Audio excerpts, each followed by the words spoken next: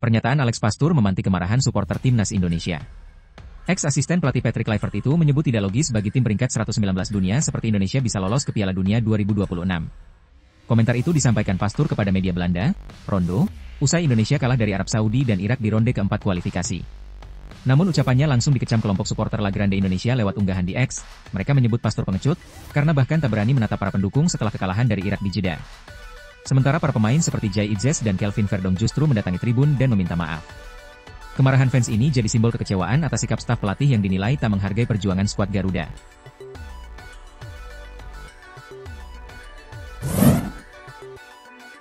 Real Madrid harus bekerja keras, sebelum akhirnya menaklukkan Juventus 1-0 di Liga Champions. Gol tunggal Jude Bellingham di babak kedua menjadi penentu kemenangan di Santiago Bernabeu. Pelatih Xabi Alonso mengaku laga berjalan sangat berat dan berimbang. Juventus, yang tampil solid, bahkan nyaris menyamakan skor di menit-menit akhir lewat peluang Lois Openda. Kami tahu ini akan sulit dan penuh momen rumit, ujar Alonso kepada Sky Sport Italia. Ia pun memuji semangat juang dan kualitas individu pemain Juve. Meski begitu, Alonso lega timnya bisa melewati ujian berat ini. Kini fokus Los Blancos langsung tertuju pada duel akbar El Clasico melawan Barcelona akhir pekan nanti.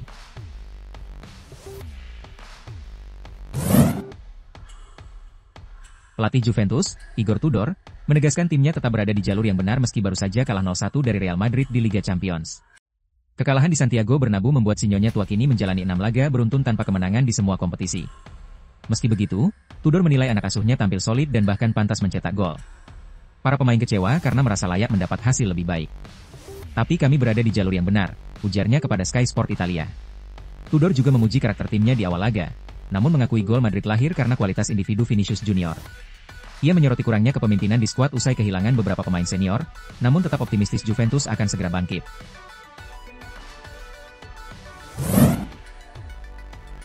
Pelatih Juventus, Igor Tudor, secara terbuka mengakui kelemahan mental jadi penyebab kekalahan timnya dari Real Madrid di Liga Champions. Juventus tumbang 0-1 di Santiago Bernabeu, hasil yang makin menyulitkan posisi mereka di fase grup. Tudor menilai gol Madrid lahir bukan hanya karena aksi individu Vinicius Junior, tapi juga karena para pemainnya ragu dan takut melakukan tackle.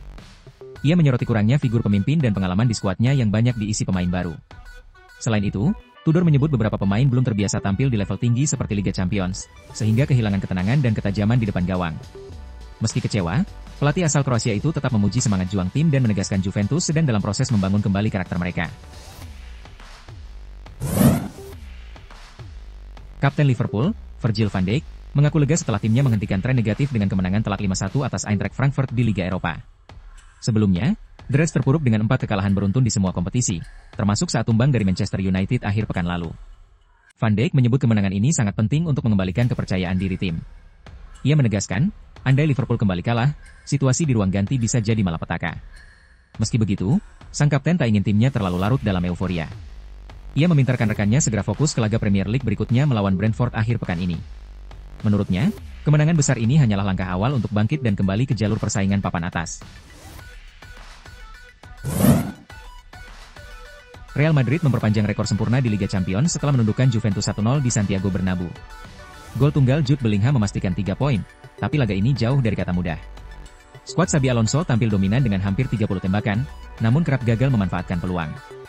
Gol baru hadir di babak kedua lewat aksi individu Vinicius Junior, yang tembakannya membentur tiang dan disambar Bellingham. Meski menang, Alonso menilai lini serang timnya masih kurang efisien, dengan hanya 1 gol dari peluang bernilai 1,7 expected goal. Di sisi lain, Thibaut Courtois tampil gemilang menjaga gawang Madrid dari tekanan Juventus. Kemenangan tipis ini menjaga momentum Los Blancos jelang duel besar El Clasico akhir pekan nanti, meski banyak PR yang harus dibenahi, terutama dalam penyelesaian akhir.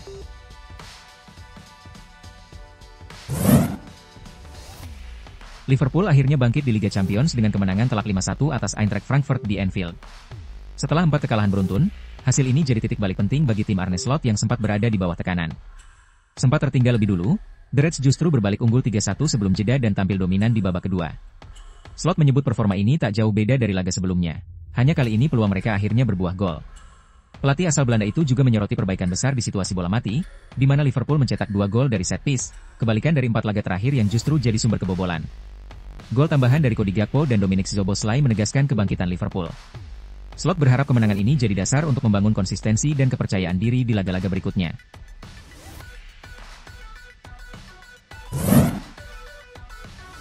Florian Wirtz akhirnya mulai menjawab ekspektasi tinggi di Liverpool. Kamis dini hari, playmaker asal Jerman itu tampil gemilang dengan 2 assist saat The Reds menghajar Eintracht Frankfurt 5-1 di Liga Champions. Meski begitu, Wirtz tak mau cepat puas. Ia menegaskan bakal terus bekerja keras agar bisa memberi dampak lebih besar bagi tim Arne Slot musim ini. "Saya senang dengan 2 assist hari ini, tapi saya ingin membuktikan diri lebih jauh," ujar Wirtz kepada UEFA. Ia juga menilai kemenangan ini penting untuk mengakhiri 4 kekalahan beruntun dan mengembalikan kepercayaan diri tim. Liverpool kini bersiap melanjutkan momentum saat menghadapi Brentford di pekan ke-9 Premier League.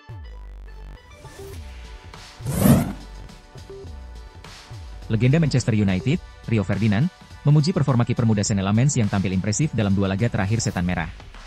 Didatangkan dari Royal Antwerp seharga 20 juta euro, Lammens langsung mencuri perhatian saat membantu MU menang atas Sunderland dan Liverpool. Dalam podcastnya, Ferdinand menyebut Lammens bermain sangat tenang dan tampak seperti kiper veteran. "Dia terlihat seperti sudah bertahun-tahun di klub ini. Semua terasa natural," ujar Ferdinand. Namun, sang legenda juga mengingatkan agar Lammens tidak cepat puas dan terus berkembang agar jadi sosok penting di bawah mistar gawang MU.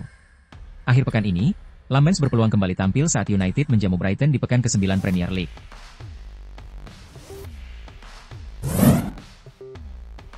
Rencana La Liga menggelar laga Villarreal versus Barcelona di Miami, Amerika Serikat, resmi dibatalkan. Federasi Sepak Bola Spanyol mencabut izin yang sebelumnya sempat diberikan untuk laga yang dijadwalkan pada 20 Desember 2025 di Hard Rock Stadium. Keputusan itu diambil usai protes dari para pemain, yang kompak melakukan aksi diam selama 15 detik di laga-laga La Liga akhir pekan lalu. Presiden La Liga, Javier Tebas, menyesalkan pencabutan izin tersebut. Ia menilai keputusan Federasi Sepak Bola Spanyol telah menghambat langkah La Liga untuk berkembang secara global. Menurutnya, sepak bola Spanyol kehilangan kesempatan besar untuk memperluas pasar dan memperkuat masa depan kompetisi.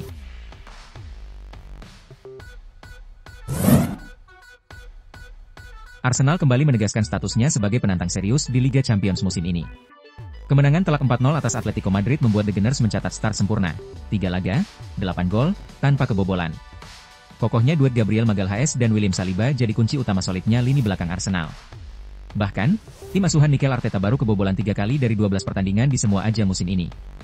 Ex-back Liverpool, Jamie Carragher, yang dulu tak pernah menganggap Arsenal sebagai tim Eropa yang menakutkan, kini mulai berubah pikiran. Menurutnya, pertahanan tangguh The Gunners bisa jadi modal besar menembus kejayaan Eropa, sesuatu yang belum pernah mereka raih sebelumnya.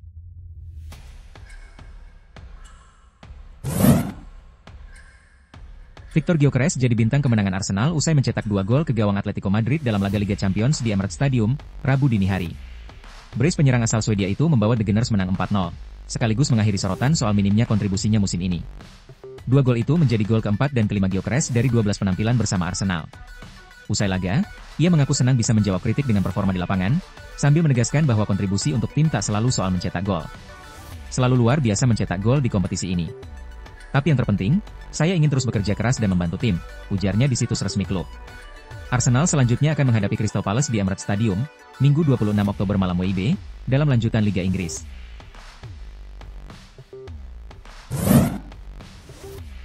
Barcelona harus gigit jari setelah laga La Liga melawan Villarreal yang rencananya digelar di Miami resmi dibatalkan. Partai tersebut awalnya dijadwalkan berlangsung Desember sebagai upaya promosi global La Liga, namun terkendala masalah logistik dan penolakan publik. UEFA sempat memberi izin, tapi sejumlah pemain, serta pihak Liga menolak ide laga domestik, dimainkan di luar Spanyol. Menurut laporan Marca, pembatalan ini membuat Barcelona kehilangan potensi pemasukan sekitar 5 hingga 6 juta dolar AS, atau sekitar 83–99,6 miliar rupiah. Presiden La Liga, Javier Tebas, menyebut keputusan tersebut sebagai hilangnya peluang besar untuk mengembangkan Liga di pasar Amerika Utara.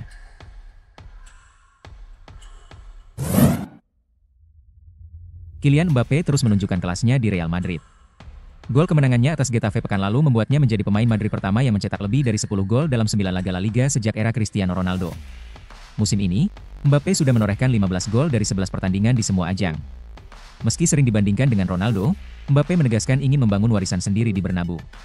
Ia mengakui Ronaldo sebagai panutan, namun bertekad menciptakan era baru bersama Madrid dan membawa klub meraih trofi besar untuk menegaskan statusnya sebagai bintang utama Los Blancos.